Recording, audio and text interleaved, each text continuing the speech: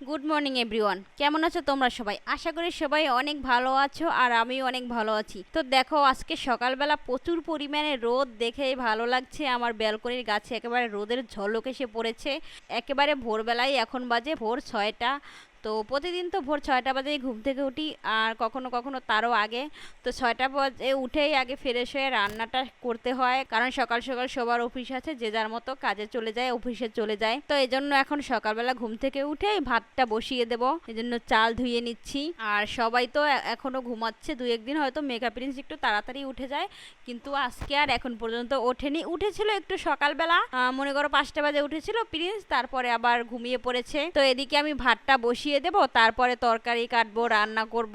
তো এখন রান্না করার জন্য এখানে আমি ফ্রিজ থেকে মাছ বের করে নেব, মাছের মাথা, তার সাথে দুধ বের করব। এটা মেঘার জন্য জাল করব।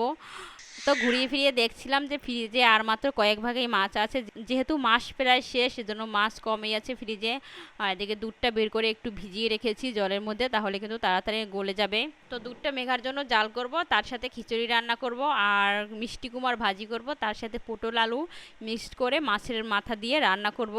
আর এভাবে পটল আলু অনেক দিন হলো রান্না করা হয় না। তো এখানে আমি আলু কেটে নিচ্ছি সাইজ মতো করে। ভাবলাম যে আজকে পটল আর আলু দিয়ে মিক্সড একটা তরকারি রান্না করি, যেহেতু অনেক দিন হলো এরকমভাবে রান্না করা হয় না। আর আমার কাছে বেশিরভাগই পটল ভাজি খেতে খুব ভালো লাগে। বেশিরভাগ আমরা ভাজিয়েই খাই পটল, আর হয়তো মাঝে মাঝে দুই একদিন পটল রান্না করি।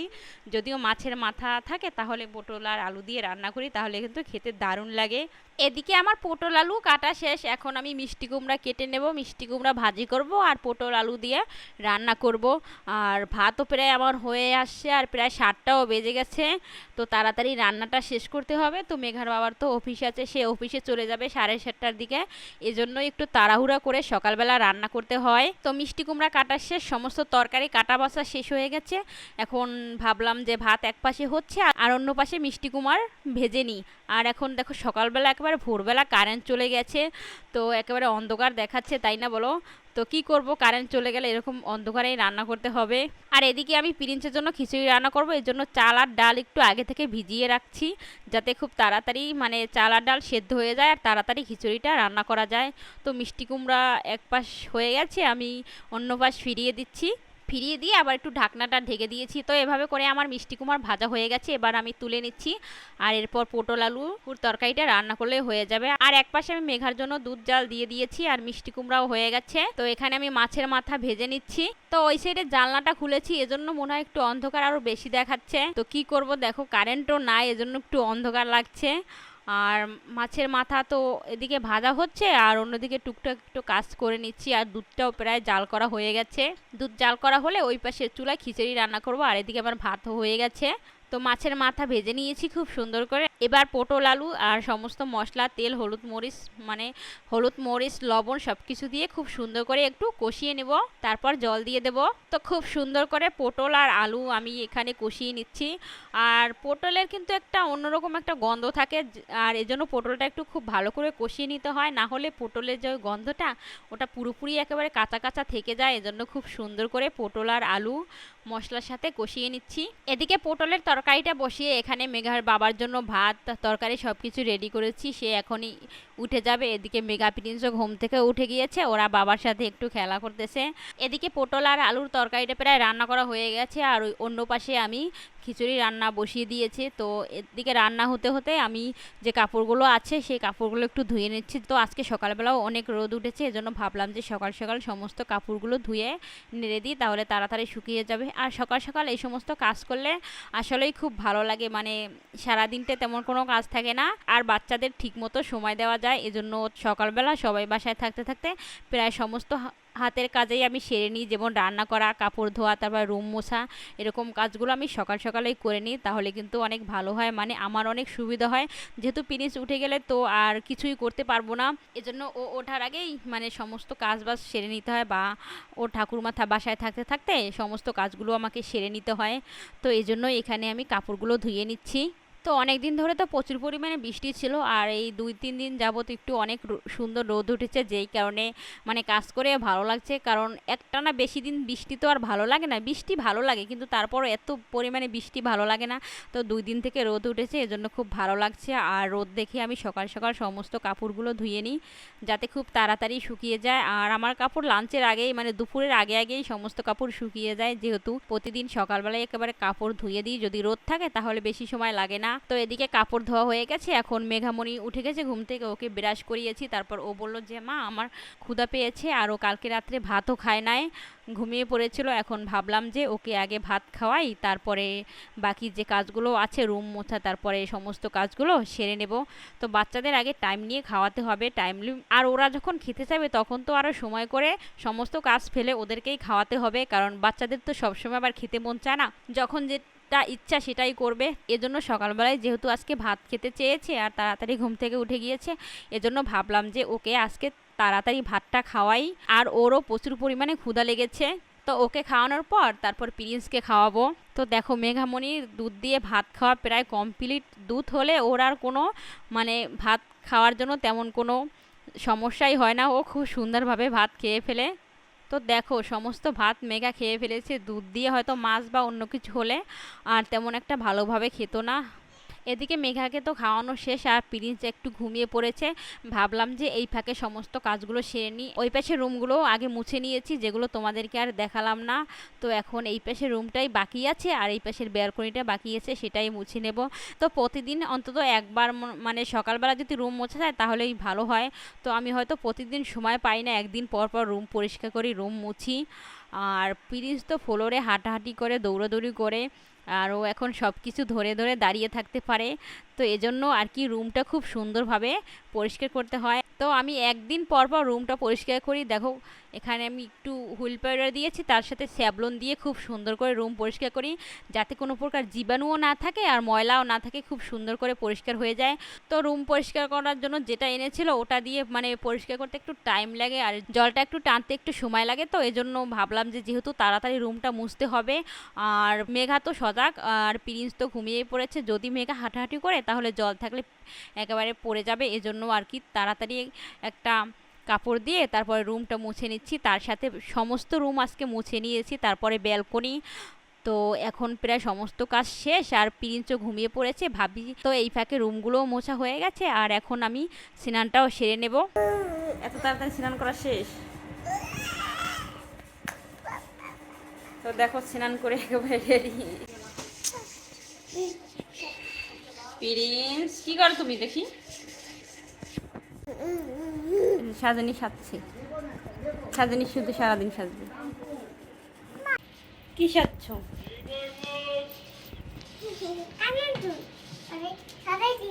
এখন দুধ দিয়ে ভাত আনি, ঠিক আছে?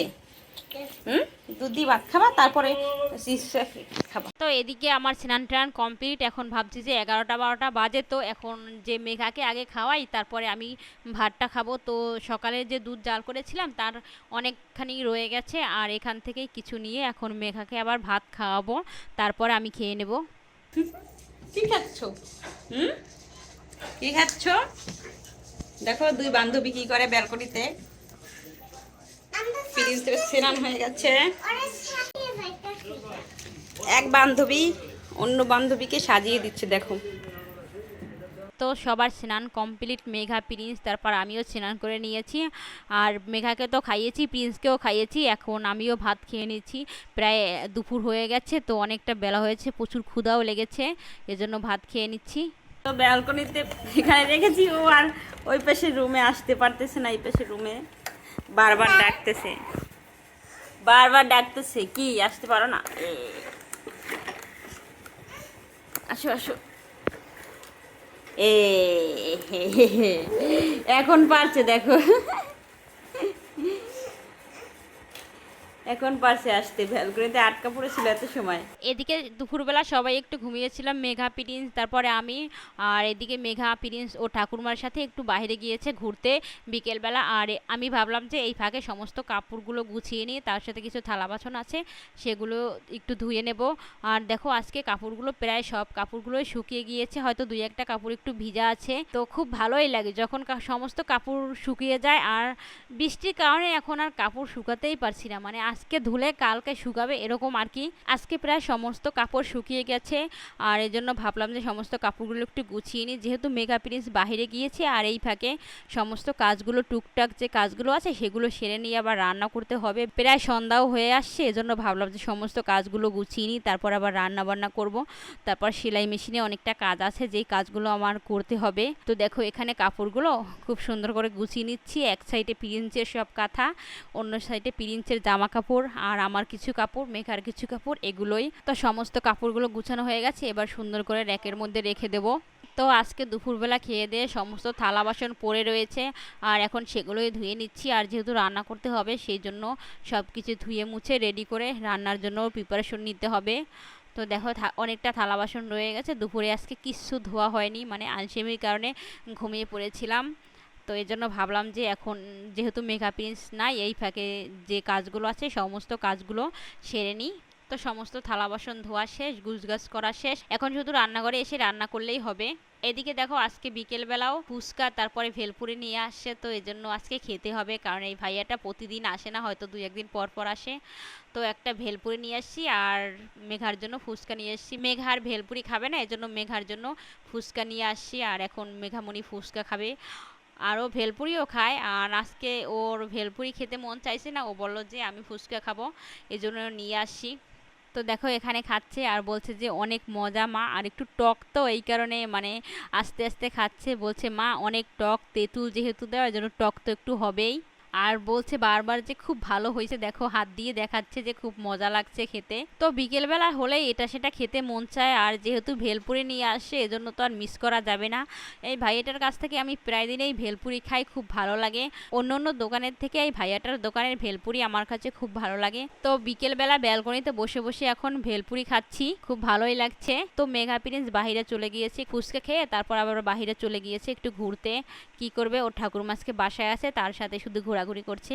আর এখানে আমার কিছু কাপড় ছিল যে কাপড়গুলো লং হয়ে যায়, আর ওই কাপড়গুলো এখন একটু নিচ থেকে একটু সেলাই করে নিচ্ছিলাম, মানে ছোট করে নিচ্ছিলাম কেটে, তারপর সেলাই করে নিচ্ছি। তো আমি মেশিন চালাতে পারি, মোটামুটি ভালোই পারি, আর হয়তো মানে কাপড় কাটতে পারি না, আর বানাতে মোটামুটি পারি, তেমন একটা ভালো পারি না।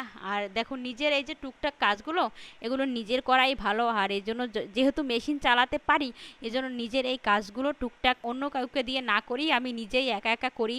কারণ নিজের কাজ নিজে করা ভালো, তাহলে অভিজ্ঞতা বাড়ে, তারপরে যে কোনো কাজে আগ্রহ বেশি হয়, আর তাছাড়া অভিজ্ঞতা বাড়ে, এজন্য নিজের কাজ নিজেই করে নিই। তাছাড়া আমার শ্বশুর জামা কাপড় বানাতে পারে, আমি যেই থ্রি পিসগুলো পরি সমস্তগুলাই আমার শ্বশুর বানিয়ে দিয়েছে, আমি তেমন একটা পারি না এখন পর্যন্ত। তো অবশ্যই আমি পারবো, শিখবো। আমার মানে শিখতে ইচ্ছে করে যে নিজের জামা কাপড় একদিন নিজেই বানাবো এরকম, তাহলে কিন্তু ভালো হয়, নিজের ইচ্ছা মতো ডিজাইন করে বানাবো, যেহেতু ঘরে মেশিন আছে আর সেলাইও মোটামুটি পারি। তো এদিকে প্রিন্স ওর ঠাকুরমার সাথে বাইরে গিয়েছে, আমি ব্যালকনিতে বসে ওকে ডাকতেছি, কিন্তু ও কিছুতেই মানে ডাক শুনে কিন্তু এদিকে সেদিকে তাকায় উপরে নিচে, কিন্তু ও আমার দিকে তাকাতেই পারছিল না। হয়তো ও এখন পর্যন্ত এরকমভাবে ঠিক লক্ষ্য করতে পারে না যে কোনখান থেকে আমি ডাকছি। তো বারবার এদিকে ওদিকে বারবার ফিরে ফিরে তাকাচ্ছে, কিন্তু আমাকে দেখতেই পাচ্ছে না। তো মেঘামণিও আমাকে দেখেছে আর হাই দিচ্ছে। তো ওরা একটু সবাই মিলে এখন বাইরে ঘুরতে যাচ্ছে। মেঘা তো প্রিন্সের ঠাকুরমা বারবার ওকে দেখাচ্ছে যে ওই তোমার মা, দেখো দেখো, কিন্তু ও এদিক সেদিক তাকাচ্ছে, আমাকে আর দেখতেই পাচ্ছে না। আর মেঘামণি বারবার হাই দিচ্ছে। তো এদিকে রাত্রের জন্য রান্না বসিয়ে দিয়েছি, তো রান্না করতেছি তখনই কারেন্টটা চলে গিয়েছে। কি করব, এদিকে অন্ধকারে রান্না করতে হবে। তো আজকে ট্যাংরা মাছ দিয়ে দুন্দুল দিয়ে রান্না করব। তো কারেন্ট চলে গিয়েছে আর এই মোবাইলের ফ্ল্যাশ অন করে করেই এখন রান্নাটা করতে হচ্ছে। কি করব, কিছু করার নাই। আর কারেন্টের তো কোনো গ্যারান্টি নাই যে কখন আসবে বা আসবে না।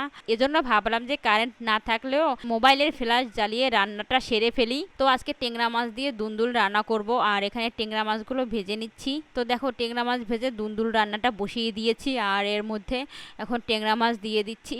তো ঝোলটা একটু ঠিকঠাক মতো টেনে গেলেই একবারে হয়ে যাবে রান্না। তো দেখো দুন্দুল রান্না প্রায় হয়ে গেছে, শুধু এবার নামিয়ে নিলে হবে। কিন্তু এখন পর্যন্ত আর কারেন্ট আসেনি।